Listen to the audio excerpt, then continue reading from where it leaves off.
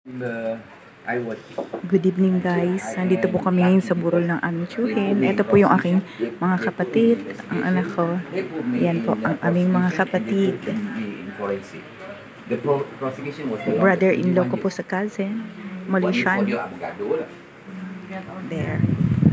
Sisters, all my siblings, brother-in-law. Brother-in-law. There. My son. Ayun po yung aming tito.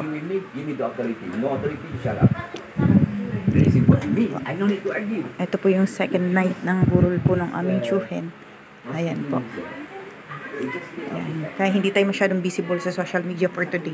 Ito po yung aking video. Ito lang po yung aming mga other relatives na bisita. Gabi na po kasi. Kaya medyo, ayan. Ito po yung aking ate. Ang pangalawang anak ng aming tito na namatay. Ang pinsan ko po. Ayan. Medyo maulan.